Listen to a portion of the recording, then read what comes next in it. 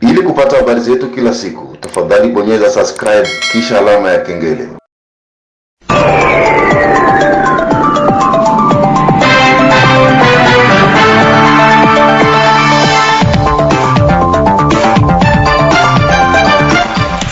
Ujambo mpenzi msikilizaji wa Radio Kijamii Kivu popote pale ulipo, ni kwamba matumaini yangu makubwa uko mzima wa afya, na wakati kama na huu uko kando kando radio yako ili kuweza kusikiliza matangazo yetu, na ukaribisha kuweza kusikiliza uchambuzi wetu wa habari ambao unakubikwa na habari muhimu leo hii.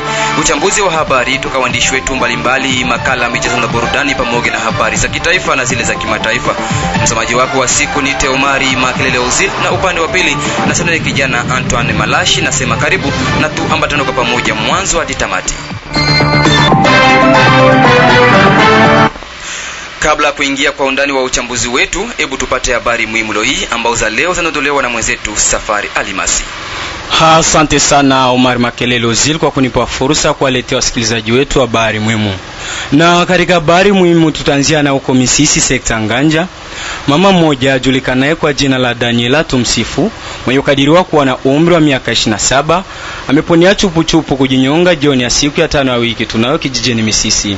Shirika jipya la raia NDC Chumvi ya Kongo sekta Nganja limelaani vikali vitendo vya raia wa sekta hiyo kujinyonga pasipokuwa na hatia. Tujielekeze vile vile huko Sake jimboni Kivu Kaskazini. Mapambano makali yalishuhudiwa siku ya 5 ya wiki kati ya jeshi la taifa FARDC kwa ushirikiano na wazalendo dhidi ya waasi wa M23 wenye kusapotiwa na nchi ya Rwanda katika mtaa wa Sake ambako raia wengi wamekimbia makao yao. Tumalizia habari muhimu na huko Moba jimboni Tanganyika. Mahakama ya amani ya Moba imepokea hakimu wapya wa 6, kati yao wakiwemo wanawake wawili. Hao wameteuliwa kupitia kibarua cha Rais wa Jamhuri ya Kidemokrasia ya Kongo Felix Antoine Tshisekedi. Ni hayo tu kama habari muhimu, mwenzangu Mari Makelele Ozil. Asante sana Safari Alimasi kwa habari yako muhimu. Kwa sasa tuangazie uchambuzi wa habari kwa kina, tukianzia katika mji wa Baraka. Ni kwamba katika lengo la kufundisha wanawake namna ya kuongoza ndani ya vitengo mbalimbali, kanisa la Methodist ini lilianzisha rasmi mafunzo kwa wanawake tangu Ijumaa ya tariki 16 Februari 2024 mjini Baraka. Ili kujua mengi kuhusiana na habari hizi, na mpisha Bigras Pascal ambaye ametuandalia ripoti ifuatayo. Kwake Philip Epanga Mayaliwa au Sikai na miradi tarafani Fizi, ni kwamba kulionekana na mapungufu makubwa kwa upande wa wanawake katika uongozi. Hivyo iliwapasa kuhimiza wanawake kwa kuwapa mafunzo na kuambia nini wanatakiwa kufanya ndani ya vitengo mbalimbali. Philip Epanga Mayaliwa: tuliweza kufanya lancement ya mradi wetu ambao unalenga kuandaa wamama juu ya uongozi ndani ya kanisa. Tumekusanyisha wamama kutoka sehemu mbalimbali, Sebele, Katanga, Mwandiga, Mwambango na hapa Baraka, pia wakipatikana katika makanisa mbalimbali kwa ajili ya kuwafundisha wala kuwapatia makapasite juu ya concept biblique na ya leadership chrétien. Somo hili tumeliunda baada ya kuona kwa muda mrefu tangu kanisa letu lilivyokuja hapa Fizi na mpaka sasa tuna zaidi ya miaka 13 lakini bado hatujawa na kiongozi mwanamke. Lakini tulikwenda kujiuliza maswali mbalimbali, kuuliza eske katika wanawake hakuna ambao wanaweza kuongoza? Hakuna wanawake ambao wanaweza kuwa na kapasite ya kufanya kitu? Hakuna wanawake ambao wanaweza kuwa na wito kwa kutumika ndani ya kanisa? Ndio maana tulikwenda kujipa majibu na kusema yawezekana wanawake wanaweza kupatikana na wanaweza kuwa tayari, lakini wasiweze kuwa na connaissance competence. Ndio maana tumesema wale wanawake kwa kuandaa ni lazima tuwafunze ili siku moja wawe viongozi wakiongoza na kutumika ndani ya makanisa zetu katika tarafa la Fizi. Tumekusanya watu zaidi ya 44 na unajua kama watu wote hawana wito moja, hawana pia akili sawasawa, lakini tunaelewa kwamba kuna watu ambao wanaweza, kuna watu ambao wana vipaji na wanaweza kabisa, watakubali na kuitika wito wetu kadiri vile tulivyopangilia mradi huu. Ndio ni kama vile mradi unachukua miezi 3. Tunaanza hivi mwezi wa 2, wa 3, mwezi mwezi wa 4 tunafunga mradi huu kwa etape ya kwanza. Ujumbe kwa wamama ni kusema kama wamama nao ni watu ambao waliumbwa na Mungu kama sisi wanaume. Wamama pia wana uwezo wa kuongoza. Mafunzo hayo ambayo tunawapatia wamama tunahitaji wayatumikishe. Hakuna maendeleo bila mama, na maendeleo ambayo tunatafuta sisi ndani ya kanisa yanaweza kutokea ndani ya kanisa, pia yanatawanyika katika jamii pia. Ni ujumbe huu tunatoa kwa wamama, wasijisuzestime, wajitolee, wajue kama pia wana nguvu na wao kutumika kama vile wanaume wanavyotumika. Hata hivyo, kwa upande wa waliofaidika na mafunzo hayo, wadai kupokea kwa mikono miwili, na hivyo watahakikisha kuwa wanawake shupavu, pia kuondoa oga, kwani ni miongoni mwa mbinu za kufaulu.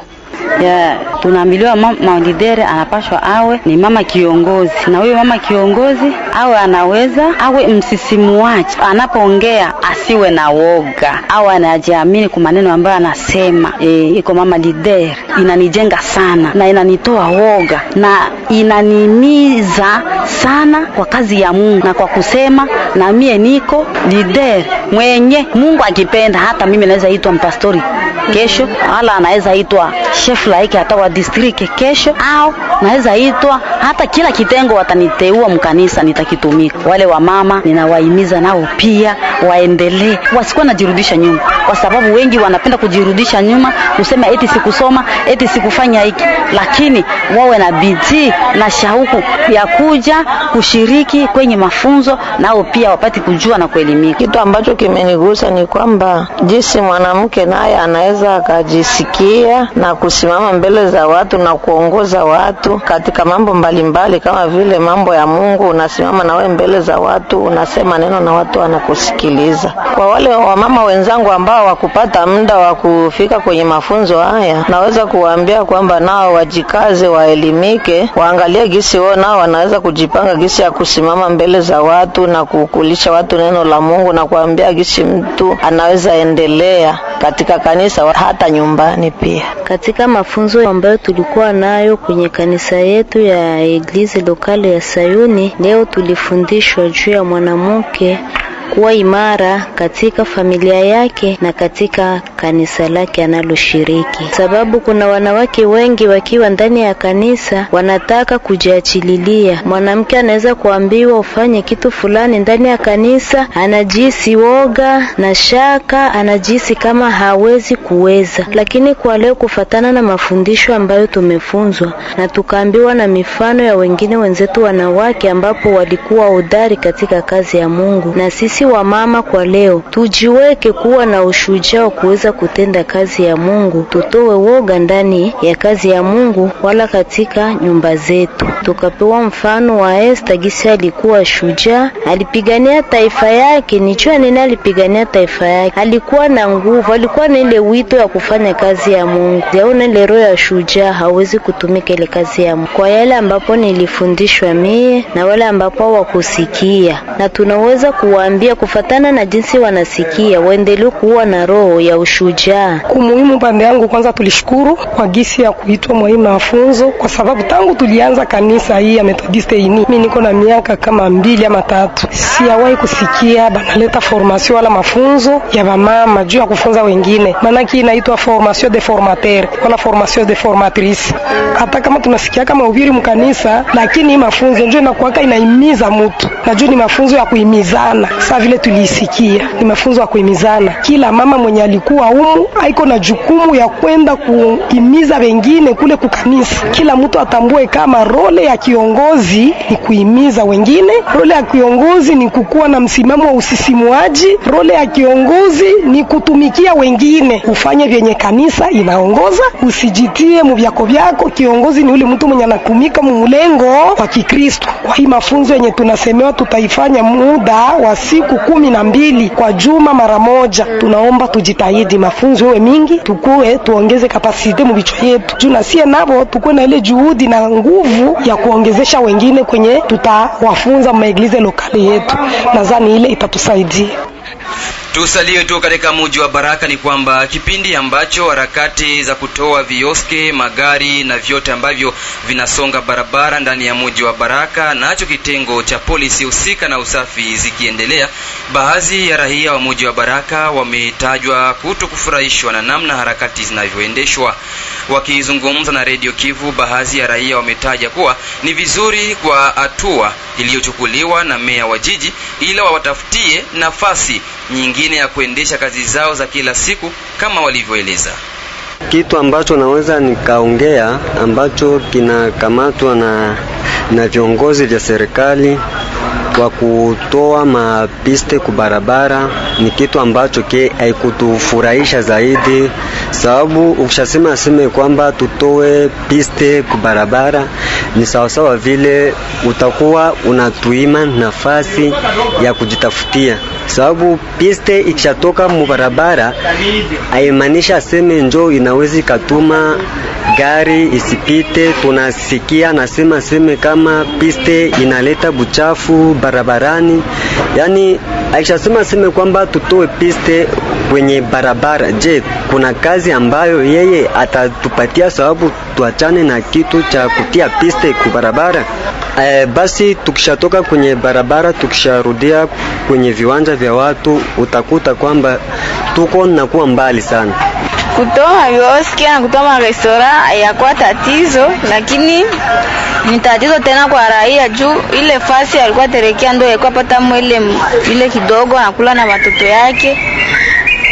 Ndio maana tunaona sio kwa raia ni tatizo kwetu, kwa sababu tukishabasha tutoa pale tutapata tena ile kidogo angalau ya kula na watoto wapi. Tunaterekea ni barabara ni aleta ndio kupasele ya mtu atanderange. Procedure ya kuzitoa barabarani ni vizuri, ila tatizo ninavyoona mimi wanapitiliza. Kuna vitu ambavyo viko nje ya barabara lakini wanaendelea kuzifuatilia, wanavibomoa na hiyo sio vizuri, kwa maana hiyo pia ni maisha ya watu. Si unaona hapa kwenye center hapa sehemu ya Mzee Malumbi kuna maembe. Kuna kioski zimoja ambazo zinapatikana nje ya zile embe, ziko nyuma ya embe, lakini wanalazimisha kama zile zitoke. Mimi sifikirie kama zile zinatoka zinahusika nini na barabara, wakati kwanza azo zinapatikana nyuma ya embe. Ndio hapo mimi kama mambo yao yanapitiliza kidogo. Hata hivyo, upande wake Delo Ikamba Sauzien, kiongozi wa shirika la Bana Bankar, amepongeza hatua hiyo, huku akiomba polisi wanaoendesha harakati hizo kuheshimu mipaka ya barabara ili kuepukana na raia wasio na hatia kama alivyoeleza. Sisi kama vile shirika la Bana Bankar, kwa kuondoa vitu na kwa kutia utaratibu hatuwezi kukataa, kwa sababu sisi tuko na parmi na sisi tuko na ile mareglema za kufanya jiji letu liwe vizuri, lakini tungeomba serikali yetu au meri yetu ingefuatisha kwa utaratibu situ aba babiana yetu ya maparaplui. Vraiment batoto habana kazi nyingine yoyote, hiyo maparaplui aitie uchafu, na ndani ya ile maparaplui ndo wanapata gisi ya kujinunulia makae ya kutokuzurura mjini. Lakini na tunaomba yale mengine makioske inaofunga barabara sana, kwa kweli ni vizuri isogelewe, itiliwe pembeni ili iache espace ya magari mapikipiki yawe yanapita. Na kizani ukifuata barua ya meya wa jiji amesema yale yanaosonga barabara sana. Kwanza barabara yetu ni barabara kubwa hapa kwetu mjini Baraka, hatuna eti tuna magari makubwa au magari mengi. Ningeomba vraiment watu wangetengeneza makioski ya mzuri yenye inaonekana ya kupresente mwingine, na kama watu wameenda nyuma kabisa, wameacha barabara, wamejisogelea hadi kuvibambazi vya wanyumba, ni vizuri wangeacha wale watu, kwa sababu wale watu pale ndio wanapata angalau kidogo ya watoto kula. Tujielekeze huko Misisi, sekta ya Nganja. Ni kwamba mama mmoja ajulikanaye kwa jina la Daniela Tumsifu, mwenye kukadiriwa kuwa na umri wa miaka 27, ameponea chupuchupu kujinyonga jioni ya siku ya 5 ya wiki tunayo kijijini Misisi. Shirika jipya la raia NDC Chumvi ya Kongo sekta ya Nganja limelahani vikali vitendo vya raia wa sekta hiyo kuchukua hatua ya kujinyonga. Ili kujua mengi kusikana taarifa hizo, tunajiunga na mwenzetu hapo Misisi Masemo Balole Valante kwa ripoti kamili. Bisifa Tumsifu, mwanamama mwenye kukadiriwa kuwa na umri ya miaka 27 hivi ya kuzaliwa, ajikuta tayari ameponea chupuchupu kwa ajili ya kuweza kujinyonga nyumbani mwake jioni ya hii siku ya Ijumaa hapa kijijini Misisi ni tarafani Fizi ndani ya sekta Nganja. Vitendo hivi vya kuweza kujiua vinaonekana mara kwa mara hapa kijijini Misisi, ambavyo vimeenda kukemewa vikali naye kiongozi wa shirika la raia la NDC Chumvi ya Kongo. Jambo ndugu mtangazaji, kwa majina naitwa Kashindi Daudi Asman, nikiwa kiongozi wa shirika jipya la raia NDC Chumvi ya Kongo mnamo sekta hii ya Nganja. Nilipenda kuwajulisha watu wote, population mzima ya sekta mzima ya Nganja kuhusu hali inakwenda kujitokeza hapa kwetu Misisi msekteri ya Nganja mu village ya Balala mgrupema ya Basikaswilu. Hapa mida ya saa 10 kuna dada mmoja anaitwa kwa jina la Daniela, walimkuta ndani ya nyumba yake akiweza kujitundika kuwa na mume wake mle ndani. Yule mume walishazaa naye mtoto mmoja. Basi wanajadiliana, wakati alitoka peleka mtoto kwenye hospitali, mwanamke huko anakamata kikwembe anajitundika ndani ya nyumba. Metena wakati wale wenzake wa Mbaraga walikuwa wako pale, kabidi kile wafanye intervention kwenda kumkuta mtu anakuwa hali mbaya za kuvutia roho. Wanamchukua sasa hivi na kuweza kumpeleka kwenye hospitali hapa kwa Jonas. Tunakemea hizi hali, hii sorte na hii situation ya watu kujamulia kujinyonga pasipokuwa na hatia na kuweza kuonesha watu wakati maisha yanakuwa magumu ama wakati kunaweza kuwa mifarakano ndani ya nyumba, sio vizuri kuweza kujitundika. Dada huyu aliweza kuitwa kwa majina yafuatayo: Daniela Tumsifu, akiwa na umri miaka 17. Mpaka sasa hivi hatujajua kisa ni nini, lakini tunawaambia watu waache kama hali kama na hizi. Siku hizi mbili tena kuliweza kujitokeza mama mwingine aliweza kujinyonga kwa sababu ya kuweza kukosa roho ndani ya kanisa la neno.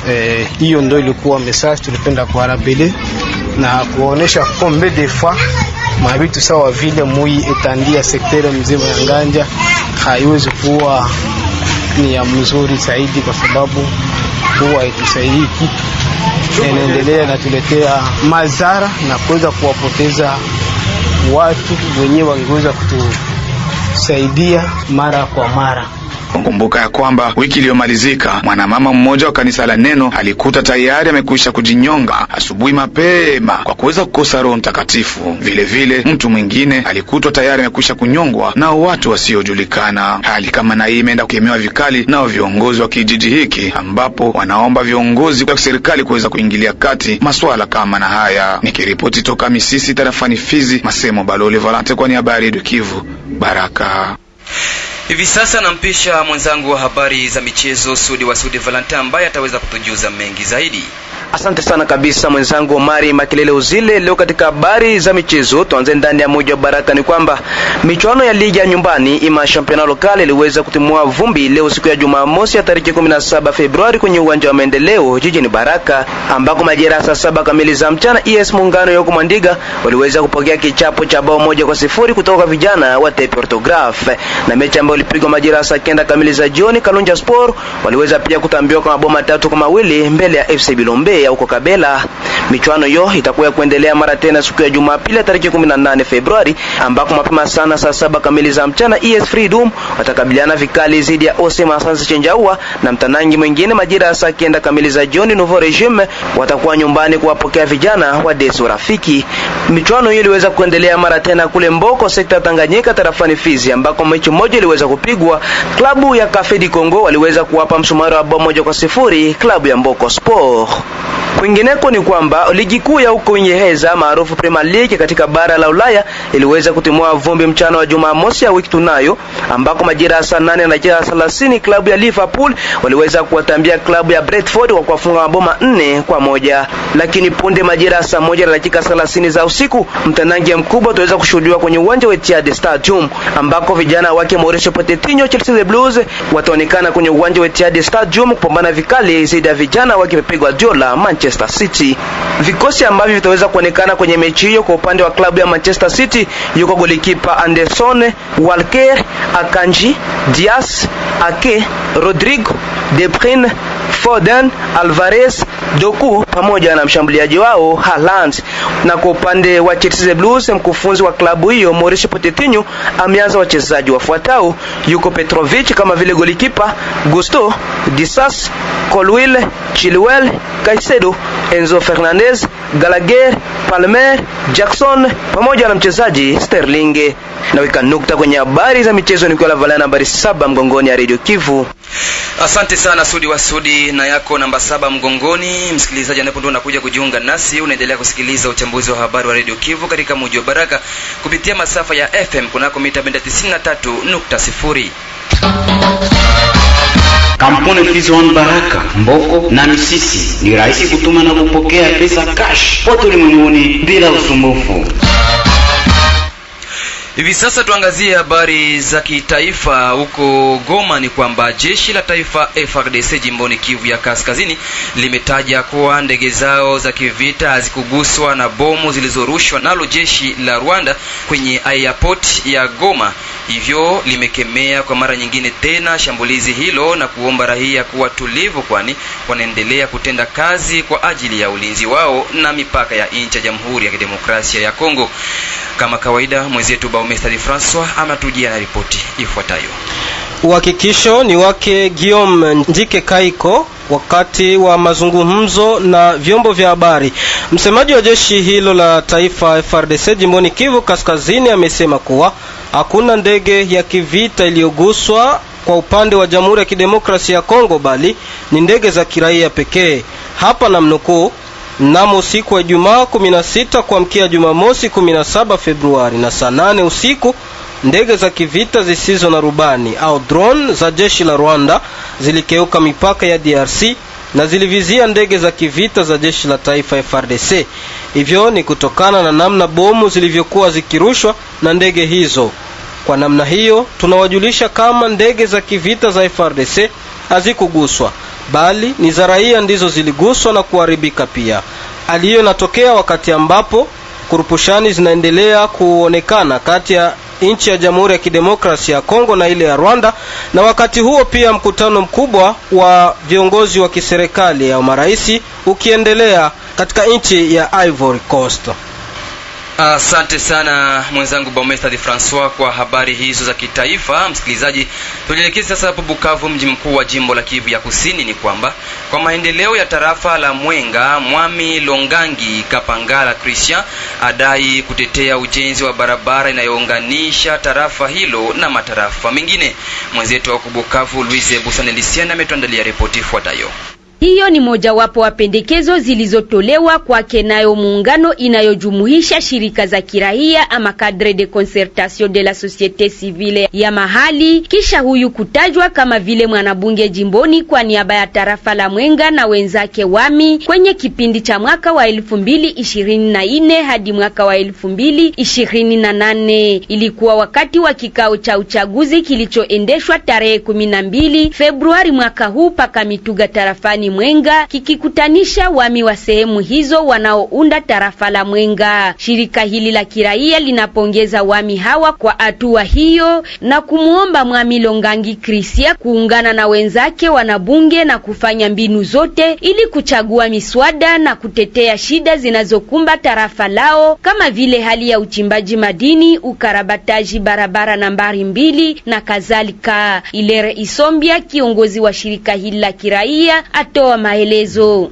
Tunaendelea kuwatupia maua wami wetu wa asili wa mtaa wa Mwenga ambao wamekutanana paka Mituga na tayari wamemchagua mmoja wao ambaye atakuwa mmoja wa wanabunge kutokea kwa wami kwa mtaa wa Mwenga, naye ni Mheshimiwa Mwami Longangi Biemba Kapangalaza Christian ambaye tayari anakuwa mmoja wa wanabunge wa mtaa wa Mwenga ambaye tayari atapanda hapo Bukavu kukutana wenzake. Tunawaza kama kazi ambayo unajua mtaa wa Mwenga anakuwa na magumu mingi, barabara imekufa, chimbaji madini kiolela, mambo ambayo ya insecurity inaonekana hapa na pale, pori yetu nyingi ambazo zinaonekana kukatwa ovyo ovyo, hata msitu wa Itombwe na mengine mengi mtatetea, na zaidi ile kutetea kwanza maslahi ya watoto wa Mwenga. Tuone miradi nayo inakuja Mwenga kupitia miradi ambayo itachaguliwa katika jimbo la Kivu ya Kusini kupitia mradi wa budget ya government ya jimbo. Tunawatakia kazi njema kwa ajili ya kuendelesha mtaa wa Mwenga.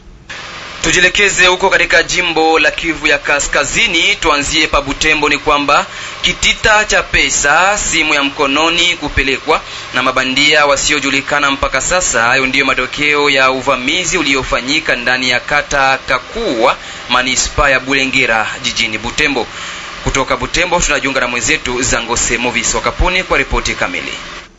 Kulingana na shirika la rahia mtaani Bulengera katika mji wa Butembo kupitia kiongozi John Kameta, ni kwamba hao majambazi walikuwa wakiripusha risasi nyingi katika nyumba walizozivamia ili kuwatishia waliokuwa humo ndani. Kwa mmoja wa wale wanaobadilisha pesa za Kongo na dola za Marekani, hao majambazi walichukua kitita chengi cha pesa na pia simu ya mkononi. Mabandia wasiojulikana na waliokuwa na silaha waliweza kuingia kunako selile Kaku bakartie Wayene. Ilikuwa mapande ya mazeroer, ndio waliweza kuingia kunako parcele ya kwanza. Waliweza kulumiza vile baba wa hiyo parcel, wakabeba vile pesa, kiasi ya pesa kubwa, na vile apre ku operemo hiyo parcel waliweza kuingia vile kunako parcele ya pili, vile waliweza kuintimide baba wa parcel. Ni mambo ambayo inatusikitisha sisi wasimamizi wa shirika la raia kunako manispa ya Bulengera. Tunakuwa na hofu kujiogopea ke hiyo hali ambayo ilikuwa hapa mbeleni kuye tena imelamuka, paske omwe komine yetu ilikuwa tumeanza vuta kahewa kidogo. Kwa hiyo tunatoa mwito kwa waongozi waweze kuona kwa njia gani wataweza kukamata mastrategia za mpya kusudi hiyo amani ambayo tulikuwa tumevuta hapa mbeleni iweze vile kuendelea. Mwito tunaotoa vile kwa wale wakaaji wa komine ya Bulengera, wakati kunaweza kuwa kitu kisichoendeka, waweze vile mbio kupigia wakubwa kusudi wao vile waweze kuona nini wataweza kufanya. Shirika la rahia mtaani Bulengera la shutumu huo uvamizi na kuomba viongozi mjini kuhakikisha kulinda raia pamoja na vitu vyao. Butembo, Nzangoso Muviswa, Radio Kivu Baraka. Tujelekeze huko Sake. Ni kwamba mapambano makali yalishuhudiwa siku ya 5 ya wiki hii tunayo kati ya jeshi la taifa FARDC kwa ushirikiano na wazalendo dhidi ya wahasi wa M23 katika mtaa wa Sake, ambako raia wengi wameonekana kukimbia makao yao. Mwenzetu Jimmy Shukrani Bakomira ametuandalia ripoti ifuatayo kutoka Goma. Wakati mapambano makali kati ya jeshi tawala FARDC na waasi wa M23 yaendelea mashariki mwa Kongo ya Kidemokrasia, baadhi ya shughuli kadhaa zimedhorofika mnamo eneo mbalimbali. Katika eneo ya Sake sasa, ambapo jeshi FARDC laendelea tongana na M23 tokea wilayani Masisi, Kivu Kaskazini, duka, soko, hata taasisi za uchukuzi vyote vimesimama. Sababu ni kukimbia kwa wakaaji wa mji mdogo wa Sake huu ulioko umbali wa kilomita 27 magharibi mwa jiji la Goma, makao makuu ya jimboni Kivu Kaskazini. Hapa ni katikati ya Sake hii Jumaa tarehe 16 Februari 2024. Kinachotizamika ni wanajeshi wa serikali ya Kongo FARDC, hata vijana wazalendo wanaotizamika ndani ya eneo hii ya wilaya ya Masisi. Mapambano makali kati ya FARDC na M23 yameripotiwa katika kilomita 9 na jiji la Sake. Baadhi ya vijana wa mji huu wa Sake wameamua kutohama makao yao. Hawa wasema kwamba watabaki nyuma ya jeshi tawala FARDC hata na kundi za wazalendo wanaojitahidi kulinda mji wa Sake hata jiji la Goma. Mimi niko Sake na sitatoka Sake pia vita. Vita ni kawaida kwetu, akishtuke tena vita.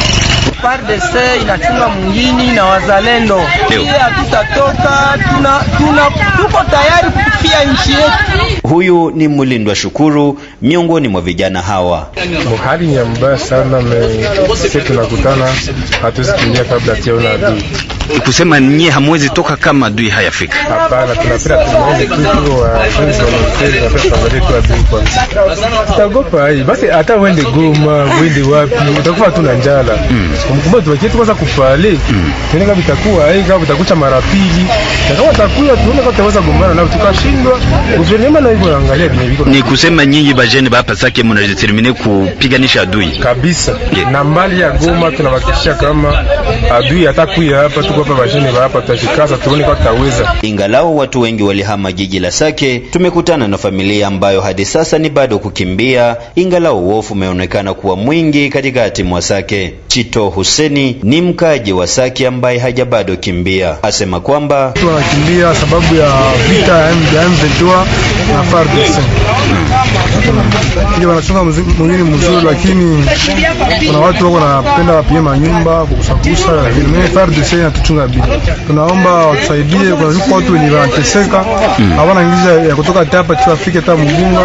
Tunaomba waongeze wasaidie, apatie hata quelque chose, waone ndio watakula ama wanataka na kukula maji. Hapa katikati mwa jiji la Sake ni vigumu kuona pikipiki au gari inayopita katika eneo hii. Barabara kuu nambari 2 Goma Sake hadi Bukavu jimboni Kivu Kusini nayo imeonekana kufungwa kwa sababu waasi wa M23 washikilia kitongoji cha Shasha katika ukoo wa Mufunyi Shanga kuelekea Minova jimboni Kivu Kusini. Hii Ijumaa jeshi tawala FARDC limejitahidi kuwakimbiza waasi wa M23 mbali kidogo na mji wa Sake. Upande mwingine, vijana wanaounganika katika kundi za wazalendo wamehakikisha kuondoa waasi wa M23 mlimani Muremure ndani ya ukoo wa Karuba wilayani Masisi, takriban kilomita 15 na Sake. Nikiripoti kutoka Sake wilayani Masisi, Jimmy Shukrani Bakomera, Radio Kivu Baraka. Tumalizie na huko Moba jimboni Tanganyika ni kwamba mahakama ya amani ya Moba imepokea mahakimu wapya 6, kati yao wakiwemo wanawake 2. Hao wameteuliwa kupitia kibarua cha rais wa Jamhuri ya Kidemokrasia ya Kongo. Radio Kivu Moba tunajiunga na mwenzetu Isdor Kashulwe kwa ripoti kamili. Mahakama ya karibu na tribunali ya amani ya Moba imepokea tangu siku ya Jumatano Februari 14 mwaka 2024 mahakimu 6 waliotajwa na naibu waendesha mashtaka wa mwendesha mashtaka mkuu wa Jamhuri na kuwasilishwa kwenye mahakama ya karibu na tribunali ya amani ya Moba.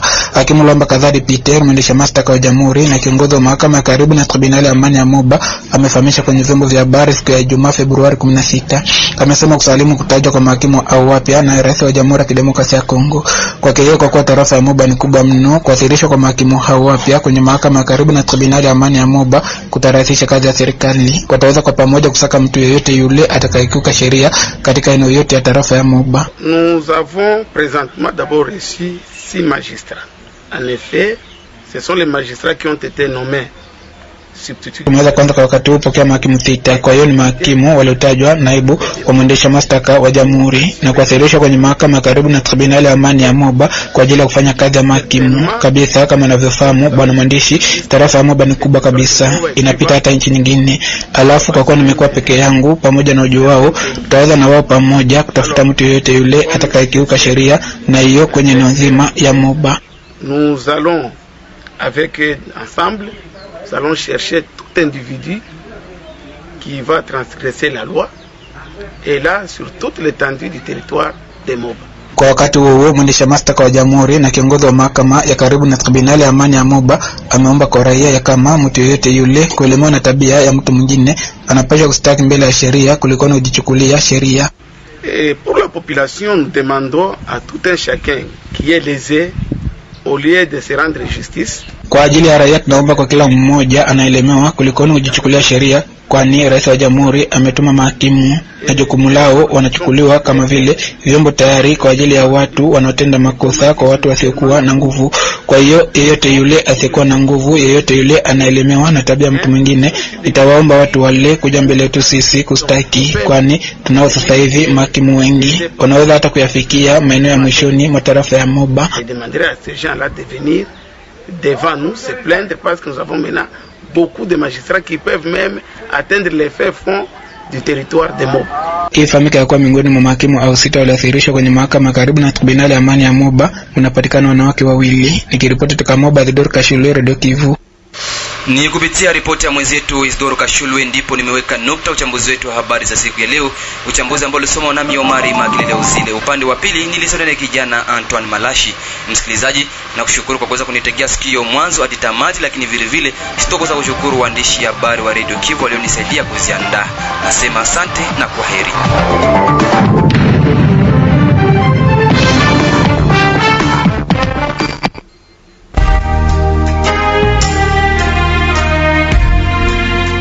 Taarifa hii ya habari ni kwa udhamini wa kampuni ya kutuma na kupokea pesa Fizi One.